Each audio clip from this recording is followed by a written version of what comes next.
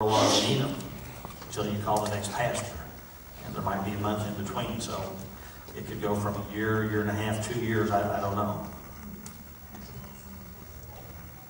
Không có thời gian nhất định. Có thể từ 1 tháng đến tới 2 năm.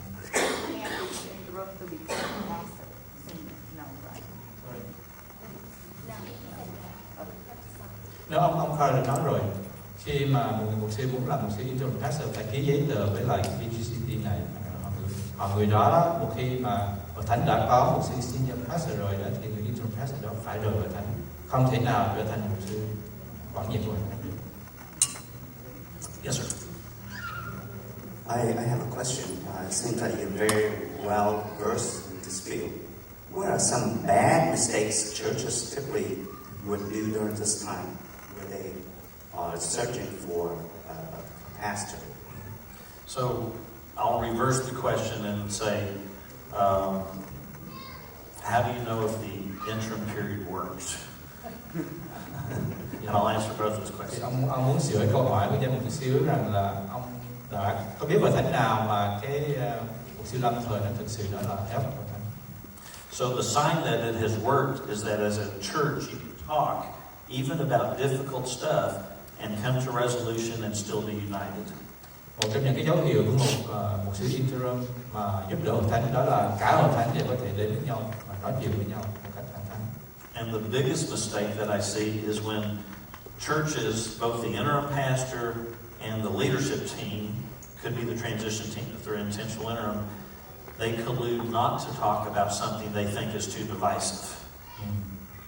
Một trong những cái nan đề mà chúng ta phải để ý là nếu mà cái người mục sư lâm thời và những người lãnh đạo đó mà không thể nói chuyện một cách thẳng thắn về vấn đề gì đó, bởi vì họ sợ rằng nếu vấn đề đó lên sẽ gây ra những nan đề trong hội thánh, thì đó là không phải là một điều tốt.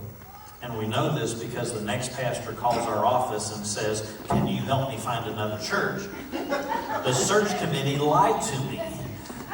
Bởi vì đã có một hội thánh, khi mà ông mục sư quan nhiệm mới tới thì ông mới than với ông Carl rằng là ông Carl phải tìm được một hội thánh mới, bởi vì cái hội thánh này, cái ban tìm mời họ đã láo với tôi.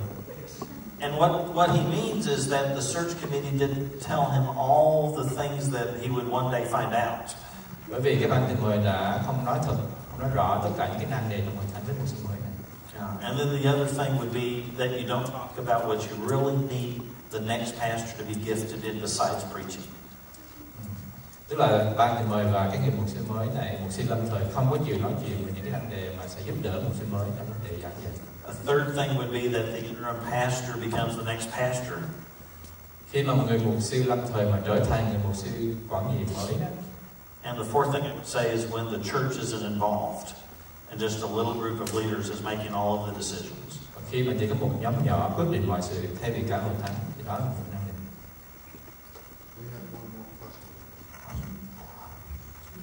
Thưa ông, tôi xin hỏi một câu hỏi như thế này. Tôi không biết tôi nghe lầm hay là không. Thì ông nói là khi mời 3 mục sư tới thì chia ra làm thành 3 nhóm. Thì bây giờ coi như trong ban thì mời mục sư. Trong hội thánh chúng tôi phải tìm bằng cái cách nào, mời mục sư như thế nào. Ví dụ như tôi cần 50 mục sư hay là 10 người mục sư để tìm ra một người mục sư. Thì cách nào tốt nhất để hội thánh không có chia rẽ, vì sau mỗi lần giảng bầu hay là như thế nào, vì ông nói là vừa rồi thì ông nói là có 3 ông mục sư tới rồi thành ra 3 lớp, thành ra bây giờ tìm đến cách nào tốt để cho hội thánh chúng tôi tìm một mục sư quản lý. Yeah. So the question is, you already told a story about a church presenting 3 candidates, and after the vote, the church was divided into 3 groups. So she said, we don't want that. So what is the best way for the church to look for just one person among many different pastors so that we just have one name to present in front of the church? What is the process of doing that? Well, it's long and complicated, but that's one of the things we train the search committee to do if they go through the training. Okay, so BGCT họ có cái chương trình huấn luyện cho các ban tìm mời để ban tìm mời biết cách làm việc như thế nào để họ có thể chọn một số mục sư, và chỉ còn cuối cùng họ chọn một tên thôi, một người mục sư candidate trước khi họ trình bày trước hội thánh để bỏ phiếu. But at some point, one candidate will rise to the top, and our encouragement would be for them to pursue that one candidate until they know yes or no. ban tìm mời cần phải biết là trong những cái người mục sư có triển vọng đó phải có một người mục sư gọi là nổi nhất, và mình phải theo cái người mục sư đó cho đến khi nào chắc chắn là không được bỏ. And if they decide yes, they would bring that candidate to you for you to decide. Và sau đó thì sau khi họ đã chọn được một người mục sư giỏi nhất và có ơn nhất rồi, họ sẽ tường trình cái người mục sư đó chúc mình thánh để bỏ phiếu. And if they decide no, then they'll go on and search till they have another one that they're searching out. Nếu ban tìm mời không đồng ý là cái người đó là cái người tốt nhất thì họ sẽ đi xuống cái người thứ nhì và bắt đầu.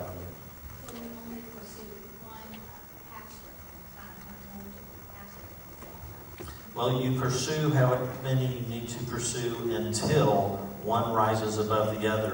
But the congregation should not know who all those people are you're talking about early in the process. Say that one more time. The congregation doesn't have to know us. They should not know all the candidates the search committee is looking at until you get to that final person. Doesn't that mean leaving them out of the search process? Well, we want the whole church to be involved. Right? yeah, so there's lots of ways to be involved without sharing the resumes, because that would be like sharing 3 candidates. So it's like a school board or something. So maybe explain to them that usually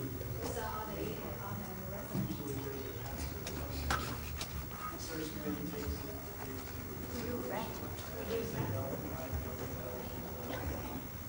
church, is that correct?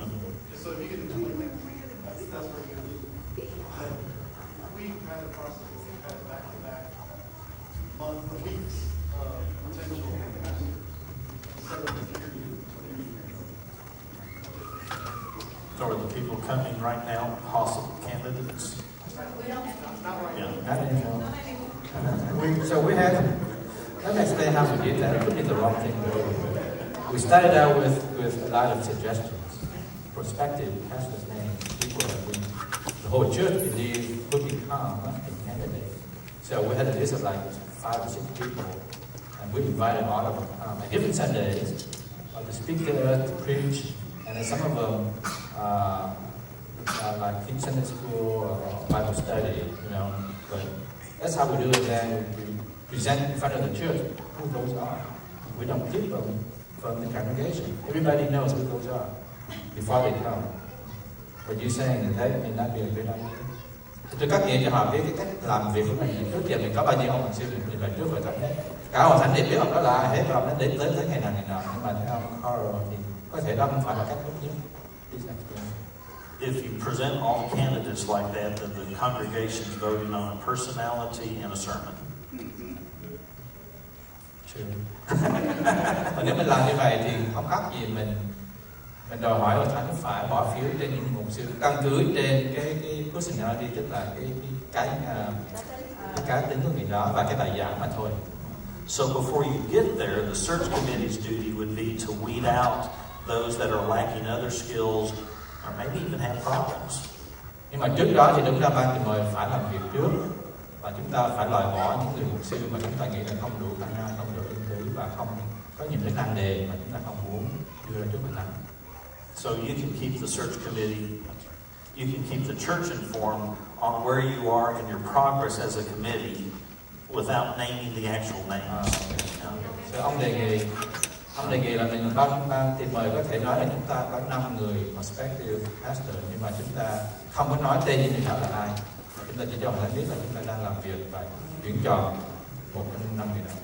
Because the moment they know who you're looking at, they're going to do just what I would do, and that is try to find out everything they can find out. Một khi một thánh đã biết đó là họ sẽ tự động họ đi, họ nghiên cứu, họ sẽ tìm hiểu về những mục sư đó và có thể có những chuyện không đồng ý xảy ra. Or find out nothing and campaign for that candidate anyway. Và có thể họ sẽ cố gắng vận động cho các người mục sư họ thích. So the hard work of the search committee should be done before it comes to the church. Okay. Tức là ban được mời mình phải làm việc trước khi mình nêu một cái tên lên trước hội thánh, chứ không phải là mọi người đều biết hết. So that's before the pastor come to church to share. Okay. Yeah, you're right. That's a good point. So Jan remind me là tức là ban tìm mời chúng ta phải làm việc trước khi chúng ta mời cái mục sư đó tới hội thánh để giảng. Không phải là mời là 4 năm ông tới cùng một lúc rồi bắt hội thánh phải chọn ra một ông. So normally that final candidate should not come to the church at all until he's recommended by the church. By Or by the search by the committee. search committee. Tức là ông nói tóm lại, tức là hội thánh và ban tiền mời của chúng ta không nên mời một sĩ nào tới cho đến khi nào ban tiền mời thực sự đề nghị người đó tới. I candidated at a church to be interim for a month. Tôi đã giới thiệu một người mục sư làm lâm thời trong 1 tháng. And you could do that with a senior pastor as well if he's not at another church right now. Chúng ta có thể làm như vậy với một mục sư quản nhiệm nếu người đó chưa phải là mục sư. But if he's at a church already, then more likely it's going to be one weekend. Nếu mà là mục sư quản nhiệm rồi thì có thể là một weekend. Okay, I do not get bonus points or anything for what you decide. I just want to help, and you all do Lord's will together. Thank you for letting me come. It's been a blessing to be with you. Thank you, Pastor.